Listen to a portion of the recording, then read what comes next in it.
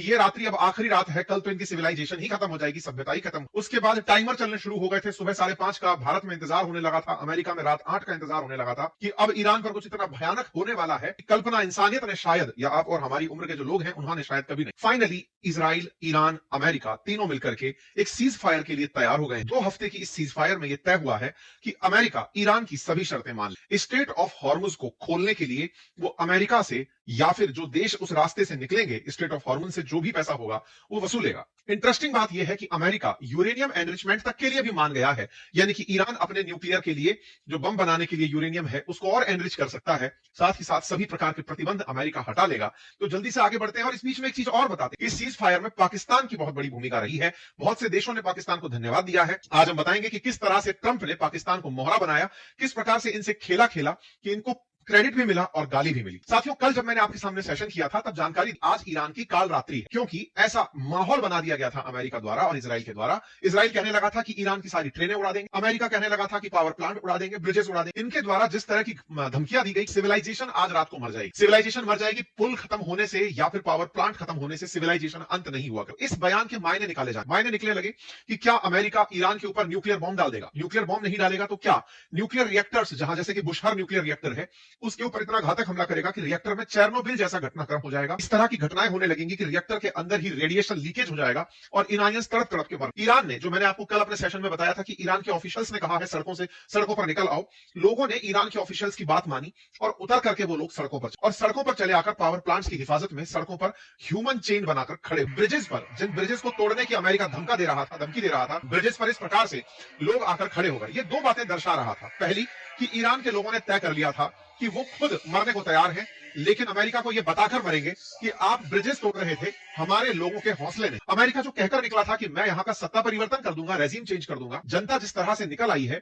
उन्हें यह डर ही नहीं है कि आज रात हमारी आखिरी रात। यहां तक कि ईरान के राष्ट्रपति ने खुद कहा कि मैं भी बाहर आऊंगा। उन्होंने कहा कि लगभग 14 मिलियन लोग, लगभग 1.5 करोड़ लोग तैयार हो गए हैं, जो पूरी तरह सड़कों पर निकलकर अपने संसाधनों की सुरक्षा के लिए बाहर निकले। पाकिस्तान इस बीच में सऊदी को समर्थन दे देता है, कहता है कि साहब चिंता मत करो, आज हम आपके साथ रहेंगे, ईरान अगर आप पर हमला करता है तो हम आपके साथ। शहबाज शरीफ के द्वारा एक मैसेज लिखा जाता है प्राइम मिनिस्टर बिन सलमान को लिख करके कि साहब ऐसे ऐसे आप चिंता मत करिए, हम साथ हैं। ये कल रात लगभग 8 बजे की बातें हो रही है। इसका मतलब 8 बजे तक इनको भी कुछ होश नहीं था कि चल क्या रहा है। ये मानकर बैठे थे कि आज रात्रि काल रात्रि। इसी बीच में अमेरिका के अंदर ट्रंप के अपोजिशन की जो नेता है, जो पुराना मतलब इनके सामने चुनाव लड़ी थी, कमला हैरिस, उन्होंने कहा कि ट्रंप आप ये क्या कर रहे हैं, आप इस युद्ध को अब रोकना चाहते हैं, उसके लिए शर्त आपने रखी है कि स्ट्रेट ऑफ हॉर्मुज खोल दिया जाए। तो पहले भी खुली थी, अभी भी खोल दिया जाए, तो आपने इस बीच में किया। ऐसे में अमेरिका के अंदर ट्रंप के खिलाफ पूरी तरह मोमेंटम। इजरायली लोग अलग आनंद में, उन्होंने बकायदा टाइमर चला रखा कि सुबह 5:30 बजने में अब 8 घंटे बचे हैं, जैसे ही सुबह 5:30 बजेंगे हमला हो जाएगा और इस हमले के अंदर अमेरिका पूरी तरह पलट देगा। बकायदा रात भर बैठ करके चर्चाएं न्यूज चैनल्स के अंदर चलना। ईरान ने अपनी तरफ से इस बात को सत्य मानते हुए भी कि अगर ये रात आखिरी रात होती है तो आप लोग क्या क्या करिएगा, आप लोग हमारे न्यूक्लियर पावर प्लांट्स को नुकसान पहुंचाएंगे, रेडिएशन लीक होंगी, रेडिएशन से नुकसान ना हो इसलिए लगभग 2.25 लाख लोगों को आयोडीन की टैबलेट बांट दी। रेडिएशन शरीर को कम से कम नुकसान पहुंचाए,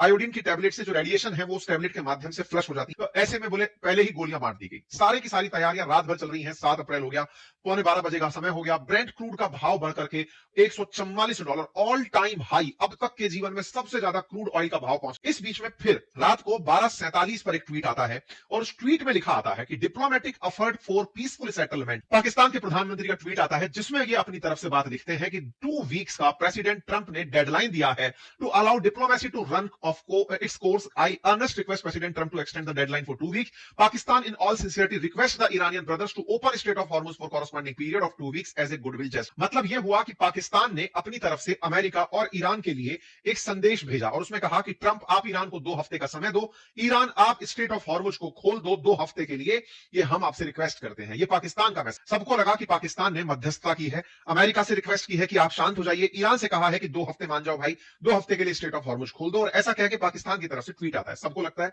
कि पाकिस्तान कितना समझदार है, ट्वीट से शांति करा रहा। लेकिन यहां पर एक मैसेज देखने वाला था और वो था मैसेज के नीचे लिखा हुआ लास्ट एडिटेड। इसका मतलब था कि ये जो मैसेज था, जो यहां लिखा हुआ था, ये एडिट किया गया है। एडिट का मतलब पहले कुछ और था, जैसे व्हाट्सएप में आप एडिट कर देते हैं थोड़ी देर बाद, ऐसे ही इस मैसेज को भी एडिट किया गया था, यानी कि ओरिजिनल संदेश कुछ और था। तो ओरिजिनल संदेश क्या था वो मैं पहले ही बता देता हूं, हालांकि बाद में फिर से डिटेल करेंगे।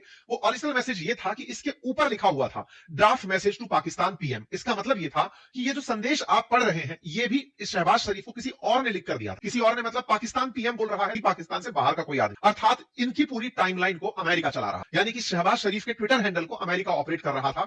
वो दोनों तरफ से बैटिंग कर रहा था कि पाकिस्तान से थ्रू बुलवा करके कि वो हमसे रिक्वेस्ट कर रहा है इसलिए हम मान जा रहे हैं, तो वो दोनों तरफ से खेल अमेरिका रहा। सुबह 5:15 बजे, 5:30 बजे हमला होना था, 5:15 बजे मैसेज आता है और इसमें लिखा आता है कि इफेक्टिव इमीडिएटली, क्या इफेक्टिव हो गया immediately, I am pleased to announce that Islamic Republic of Iran and USA along with their allies have agreed to an immediate ceasefire everywhere including Lebanon and elsewhere effective immediately। मतलब हम अभी की अभी तैयार हो गए हैं, इंक्लूडिंग लेबनान के अंदर, हम लेबनान में भी सीज फायर कर रहे हैं, तो लेबनान के साथ साथ ईरान में भी अब हमले अमेरिका और इजराइल नहीं करेंगे। ये बात इन्होंने इफेक्टिव इमीडिएटली कहकर के लिख दी और इन्होंने इस बात के लिए इस चर्चा को आगे बढ़ाते हुए कहा कि 10 अप्रैल को अमेरिका और ईरान के प्रतिनिधि पाकिस्तान में होंगे और अगली वार्ता के लिए तैयार होंगे और आपस में रास्ता निकालेंगे कि क्या कुछ चले। इस बीच में जो सबसे इंपॉर्टेंट बात थी वो यही थी, स्ट्रेट ऑफ हॉर्मुज को खोल दिया जाएगा, अमेरिका जो चाहता था उसे पूरा कर दिया जाएगा और साथ ही साथ यहां पर ईरान ने अमेरिका को 10 पॉइंट का एक प्लान भेजा है, उस प्लान को अब अमेरिका मान जाएगा। ये बात पता कहां से चली कि 10 पॉइंट का प्लान है, तो ट्रंप ने खुद इस ट्वीट को सुबह 4 बजे किया और कहा कि I hold off the destructive forces being sent tonight to Iran.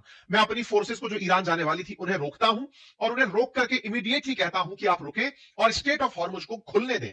साथ ही साथ we received a 10 point proposal from Iran, हमें 10 सूत्रीय प्रपोजल मिला है ईरान की तरफ से and believe it is a workable basis on which to negotiate, और इसके ऊपर बातचीत की जा सकती है ऐसा मैं मानता हूं। इसके साथ साथ 2 वीक का पीरियड दिया गया, 10 अप्रैल का समय डिसाइड हुआ, यानी परसों के दिन पाकिस्तान में अमेरिका और ईरान के प्रतिनिधि आएंगे और बातचीत करेंगे। कोई बात नहीं साहब, डोनाल्ड ट्रंप ने यह सारा काम अनाउंस कर दिया। ट्रंप ने अनाउंस किया, इस बात पर ईरान का भी ट्वीट आया और उन्होंने अपनी तरफ से कहा कि हमारी जो सुप्रीम नेशनल सिक्योरिटी काउंसिल है उसने 2 हफ्ते के सीज फायर को परमिशन दे दी है।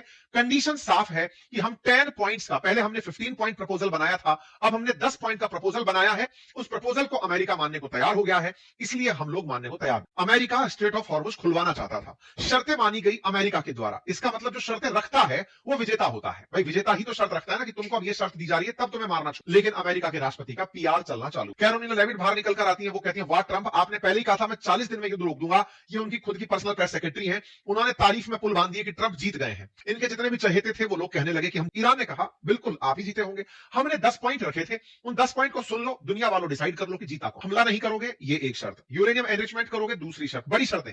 तीसरा, जितना नुकसान हमारा हुआ है सारी भरपाई करोगे, हम पर लगे सारे प्रतिबंध हटाओगे, स्टेट ऑफ हॉर्मुज पर हमारा कंट्रोल बना रहेगा, इसे आप मानोगे, लेबनान पर हमला नहीं करोगे। ये शर्तें ईरान ने रखी है अमेरिका। ट्रंप ने खुद इस बात को मेंशन किया है कि 10 पॉइंट का प्रपोजल हमें मिला, 10 पॉइंट का प्रपोजल हमें मिला जिस पर हम एग्री करने को तैयार हैं। कुल मिलाकर के ईरान की शर्तें थी, अमेरिका मान रहा था, तो विजेता ऑब्वियसली यहां पर ईरान हुआ। सबसे बड़ा सवाल यह है कि ईरान को विजेता बनाकर ट्रंप जिंदा तो नहीं रह सकते, उनके तो जीत की बीमारी है, उन्हें तो दुनिया में लगता है कि शांति उनकी वजह से आई है। तो ऐसे में अगर ऐसी स्थितियां बनती हैं तो क्या ट्रंप को ये सारी बातें जब पब्लिकली सबके सामने आ गई हैं, ये पता चलेगा तो वो मान जाएंगे? यही सबसे बड़ा सवाल है कि क्या ये सीज फायर वाकई में 2 हफ्ते चलेगा भी, या फिर ट्रंप ने फिर से टाइम बाय कर लिया 2 हफ्ते का कि 2 हफ्ते तक हम गोला गाली नहीं चलाएंगे। ट्रंप की इस जीत को लोगों ने अपनी अपनी तरीके से लिया।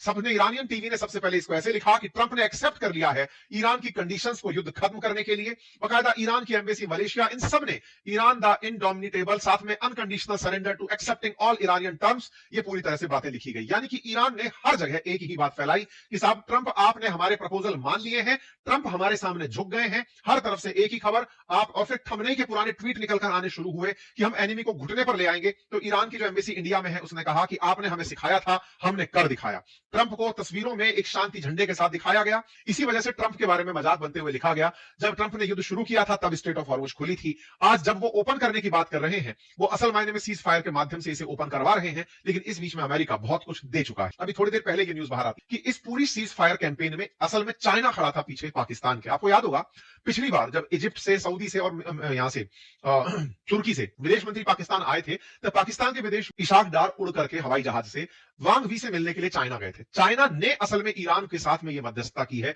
ये ट्रंप ने एक्सेप्ट किया। तो एज इट इज ये काम अब चाइना की मध्यस्थता से हुआ, अमेरिका खुद इस बात को एक्सेप्ट कर रहा है। कुल मिलाकर चाइना ने ईरान को समझाया होगा कि आप अभी विनर पोजीशन में हो, मान जाओ। कुल मिलाकर ट्रंप का झुकना आपके लिए बड़ी उपलब्धि होगा। अब जो सच है वो आपको अगले 2 हफ्ते में पता चल ही जाएगा, क्या युद्ध वाकई में रुका या फिर ये फिर से जारी रहा। आपको क्या लगता है, क्या ये सीज फायर रहेगा? अगर आपका जवाब हाँ है तो कमेंट बॉक्स में जरूर बताइए। चैनल पर नए हैं तो सब्सक्राइब कर लीजिए।